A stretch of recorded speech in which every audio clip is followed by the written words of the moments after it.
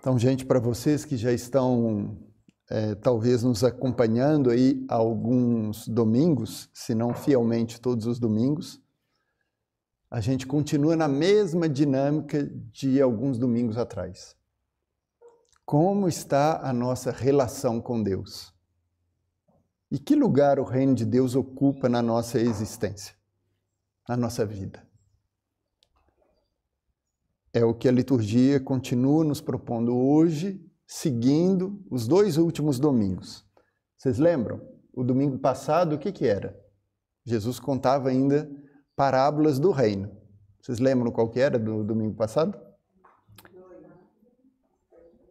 O homem que saiu e semeou trigo, e aí de repente tinha trigo e joio, tinha o grão de mostarda, que o homem vai e semeia, que é pequenininho e fica grande, e tinha a mulher que pega um pouquinho de fermento e coloca na massa, e fermenta tudo. E no domingo retrasado, vocês lembram? Também era uma parábola sobre o reino. O semeador saiu a semear. E hoje Jesus continua com 3 parábolas sobre o reino de Deus para nos convidar a reler a nossa vida e pensar como que está a minha relação com Ele? Como que está a minha relação com Jesus? Com essas 3 parábolas. E aí, para começar, o meu primeiro ponto, eu queria começar com uma certa inversão, eu acho, do que a gente normalmente interpreta quando a gente escuta essas parábolas de hoje. O tesouro escondido no campo, a pérola de grande valor e a rede lançada ao mar. Não sei vocês, mas muitas vezes, para não falar quase sempre, quando eu escuto essas parábolas de Jesus, eu penso primeiro no quê? Em mim, como esse homem que vai achar uma pérola de grande valor, que vai achar um tesouro escondido no campo, e que sou chamado a vender tudo para adquirir esse tesouro que é o reino dos céus. Normal. Porque a gente vive numa sociedade, num tempo onde o homem está no centro. Depois do humanismo, é o homem que está no centro. Já na época de Santo Inácio de Loyola, que começa o seu princípio e fundamento falando o quê? O homem é criado... Não começa falando Deus. Há muitos séculos, o homem assumiu o centro. E aí, quando a gente vai pensar, a gente se coloca no centro, achando que somos nós que temos que ir lá procurar essa pérola preciosa, procurar esse tesouro. Eu acho um tesouro, eu vou e vendo tudo para adquiri-lo. Eu acho uma pérola, eu vou e vendo tudo para adquiri-la. Mas se a gente prestar atenção na terceira parábola da rede, essa terceira parábola vai dar para a gente uma chave de leitura das outras 2. O reino dos céus é como uma rede lançada ao mar, que pega todo tipo de peixe. Aí já é mais difícil de eu me colocar. Falar, não, mas espera aí, o reino então sou eu que lanço a rede, aí eu vou pegar os peixes, mas aí depois nos fins dos tempos eu vou triar os peixes e... Está meio estranho isso aí. Essa chave de leitura me tira do centro. Eu não sou mais o sujeito da ação. Eu não sou mais no centro. E se aí eu não estou no centro, quem está no centro? Jesus. E se Jesus está no centro, a interpretação dessas 2 parábolas muda. E não sei se já ouviram isso, mas tem alguns padres da igreja que já interpretam essa parábola nesse sentido. Não somos nós que temos a iniciativa. Como diz a segunda leitura, Deus nos predestinou para sermos seus filhos adotivos. Em Jesus, Ele nos chamou. É Deus que nos encontrou. É Ele que tem a iniciativa. E aí muda tudo. Não sou eu, pelo meu esforço, que adquiro o reino. Não sou eu que vou lá com a minha boa vontade, com o meu esforço, e encontro e adquiro aquilo que é precioso. Eu sou encontrado por alguém que deu tudo por mim. Quem é o tesouro escondido? Eu. Quem é a pérola preciosa? Sou eu. Quem é o peixe na rede? Sou eu. E Jesus é o sujeito da ação. É Jesus que procura um tesouro escondido nesse campo que é o mundo e te achou, você, eu, cada um de nós. E ele foi e deu tudo que tinha, até a última gota de sangue naquela cruz, por você, por mim. É Jesus que está procurando pérolas preciosas, até te encontrar. Você, que é uma pérola preciosa para o Senhor, única. E aí ele foi, vendeu tudo que tinha.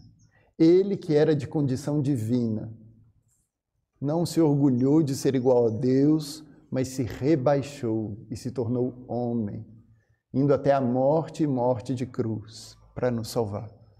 Você é a pérola preciosa. Quem joga a rede é Jesus. E pega todo tipo de peixe. Eu, você, peixe mais gordo, peixe mais magrinho, peixe mais bonito, peixe feio. Mas o importante é ser peixe bom, porque o peixe estragado, ele vai jogar fora. Mas é Jesus que age. É a primeira etapa na nossa vida cristã, é se deixar encontrar e conquistar por Jesus. Um encontro pessoal com Jesus na oração, com Jesus vivo e verdadeiro, que vem me buscar, não com uma caricatura de Jesus que eu mesmo construo, projetada pelas minhas necessidades. Isso seria uma idolatria, e eu vou falar nisso daqui a pouco. Então, o primeiro ponto é ver essa inversão. Ser um pouquinho menos orgulhoso. Eu não sou o centro. É Jesus o centro. É Ele que vem me buscar. É Ele que, em primeiro lugar, deu tudo por mim. A partir daí, eu posso ler essas parábolas de uma forma diferente. Meu segundo ponto. E só a partir daí. Porque, como diz ainda a segunda leitura de São Paulo aos Romanos, a vida cristã consiste em nos deixar transformar em Jesus pelo Espírito, depois de ter sido encontrado por Jesus. Se não tiver a primeira etapa, eu vou cair numa ilusão. Porque Deus nos predestinou a sermos conformes à imagem do seu Filho. Está aí a nossa vocação, sermos a imagem de Jesus. E aí tem duas etapas. A primeira, Jesus se torna, agora sim, numa segunda etapa. Uma vez que eu já fui encontrado por Ele, aí sim eu posso ler essa parábola no sentido que Jesus é a minha pérola preciosa e o meu tesouro. Porque eu já me descobri pérola e tesouro precioso para Ele. Aí a minha relação muda completamente. Porque se for assim, a minha relação com Jesus não é uma relação a mais na minha vida, no meio de todas as outras relações que eu tenho. Como diz ainda Santo Inácio de Loyola, o Criador é diferente da criatura. E a relação que eu tenho com o meu Criador, ela é de um outro nível, num outro plano do que a relação que eu tenho que ter com todo o resto da criação. Seja com outras pessoas, por melhores e que eu mais ame essas pessoas, ou pelas coisas criadas, está num outro nível, está num outro plano. A minha relação com o Criador precede tudo, antecede tudo e atravessa todas as outras minhas relações. É ela que dá o tom. Existe um exclusivismo nessa relação com Deus que dá sentido a todo o resto, todas as outras relações. Não é algo a mais, como acrescentar um pouquinho de espiritualidade na minha vida, ou acrescentar um pouquinho de religião. Eu vou no trabalho, eu vou no meu lazer, eu vou na minha família, eu também vou na igreja, porque é importante, então tem um pouquinho de fé. Não é assim. Se for assim, é uma idolatria. É num outro nível. A minha relação com Deus tem que atravessar toda a minha vida. Como dizia Santa Teresa de Ávila para suas irmãs, Se você não encontrar Deus lá no meio das panelas, na cozinha, nas suas atividades cotidianas, você também não vai encontrá-lo na capela, na Eucaristia. Não vai. Você vai se encontrar na capela com uma criação da sua cabeça, com um ídolo que você mesmo criou para suprir as suas necessidades. Aí é outra coisa, é um gênio da lâmpada, não é Deus. Forte isso. Mas necessário, se a gente quer viver uma fé verdadeira. A minha relação não é algo a mais. A minha relação com Deus não é algo a mais na minha vida para dar um equilíbrio nas coisas. A minha relação com Deus não pode estar no equilíbrio das minhas relações com as coisas criadas. Totalmente desequilibrado. Porque Deus é tudo. Não quer um lugarzinho na minha vida, Ele quer tudo. Ou Jesus é tudo, ou Ele não é nada. Não sou eu que estou falando, é Ele. Ou eu sou quente ou eu sou frio. Morno, não interessa. Porque se Ele não for tudo, Ele será nada. E se Ele for um meio termo, aí vai ser o meu Jesus. Aí eu vou cair numa jesulatria.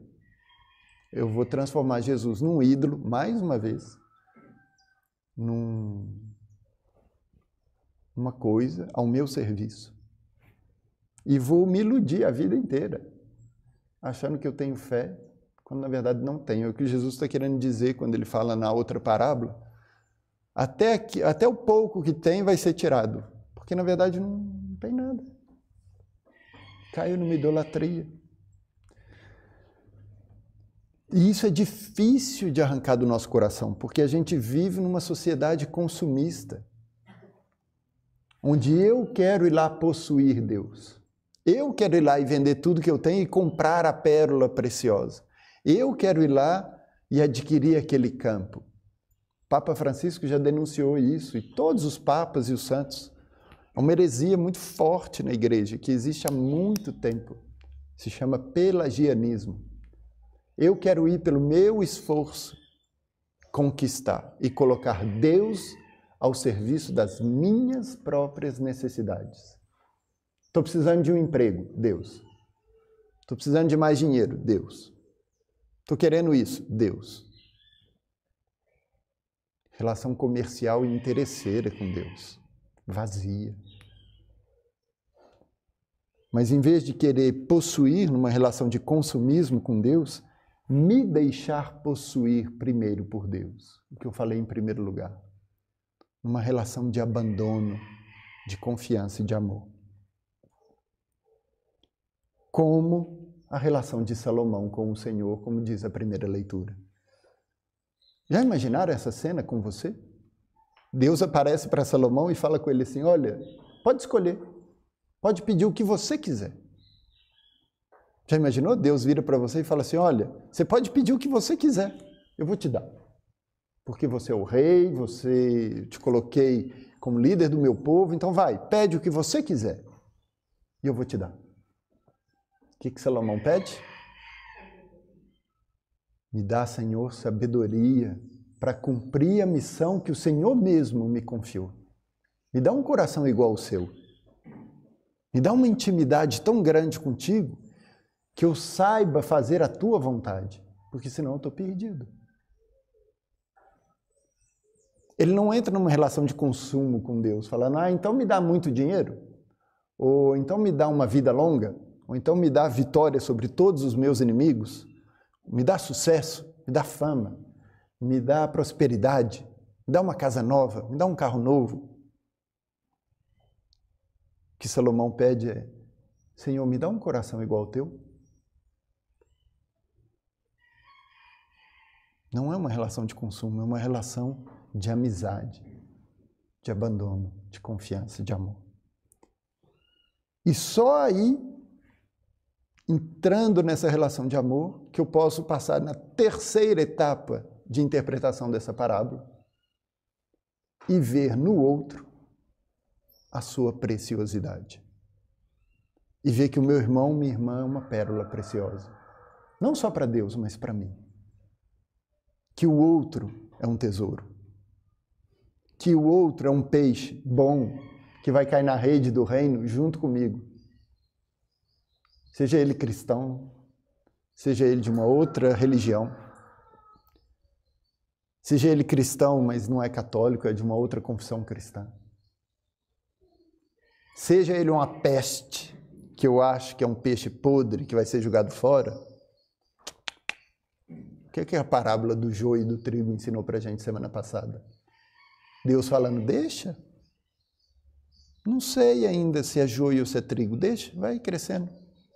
Vai que a gente pensa que é joio, mas na verdade é um trigo. Calma. Ele joga a rede e traz tudo. Todos os peixes. Aí depois vai triar para ver os peixes podres, vai jogar fora. Quem sabe não vai ter nenhum peixe podre nessa rede. Porque todos são um tesouro precioso para o Senhor. Essa é a terceira etapa. Da minha relação com as coisas criadas e com os outros, eu saber que se eu sou uma pérola preciosa, se eu sou um tesouro, Jesus é uma pérola preciosa para mim, um tesouro para mim, o outro, o meu irmão, minha irmã, também é uma pérola, um tesouro para mim. O que eu queria te convidar a fazer essa semana? A ver em qual dessas três etapas eu estou. E rezar essa semana com um texto bíblico específico, pedindo ao Senhor mais luz na minha vida. Talvez eu esteja na primeira etapa, eu tenho que me deixar encontrar por Jesus, descobrir o meu valor, saber que eu sou essa pérola preciosa que Ele busca e procura incansavelmente. Como que eu faço então para me deixar encontrar? Na oração. E se você está nessa etapa, eu te convido essa semana a fazer a sua oração com a primeira carta de São João. Leia, lá na Bíblia, é pequenininha, a primeira carta de São João, todo dia. Leia essa primeira carta de São João todo dia. E repete, todo dia você vai ler a primeira carta inteira. É pequenininha, você vai ver. Não vai gastar nem meia hora para ler. E depois você pegar outra meia hora e vai rezar com isso que você leu. Você vai ouvir lá que não fomos nós que tomamos a iniciativa. Foi Deus que nos amou primeiro. Foi Ele que te amou em primeiro lugar, porque você é precioso, preciosa para Ele. Talvez eu esteja na segunda etapa, de descobrir que Jesus é a minha pérola e o meu tesouro. Ajustar a minha relação de amor com Ele. E de saber que é num outro plano, que eu não tenho que colocar um pouquinho de Jesus na minha vida, que Ele ou é tudo ou é nada. É radical. E que a minha relação com Ele atravessa tudo na minha vida. E aí talvez eu tenha que rezar com o texto de Mateus, no capítulo 10, versículo 37 a 39. Essa missa vai ficar gravada aí no YouTube. Depois da missa você pode voltar nessa homilia e pegar as referências. Mateus 10, 37 a 39. E de rezar todo dia da semana que vem com essa palavra. E com os paralelos dessa palavra de Jesus, essa palavra radical. Olha, quem quer me seguir, mas não me ama mais do que qualquer outra coisa, não vai conseguir me seguir. Tem que me amar mais do que seu pai, sua mãe, seus filhos. Tem que me amar mais até que você mesmo. É Jesus que fala para você. Se você não me amar mais do que a sua própria vida, você não vai conseguir. Talvez eu esteja na terceira etapa. Qual que é a terceira etapa? É ver a pérola no outro. É ver o outro como um tesouro precioso. Eu não consigo ainda, padre. Ver essa peste desse pecador miserável como um tesouro, não dá. Se você está nessa etapa, você vai rezar com o texto de Lucas, capítulo 7, versículo 37 a 50. Com esse encontro extraordinário de Jesus com essa pecadora, na casa de Simão, fariseu. Só Jesus poderia ter um olhar para ver nessa pecadora uma pérola preciosa. Na primeira, na segunda ou na terceira etapa.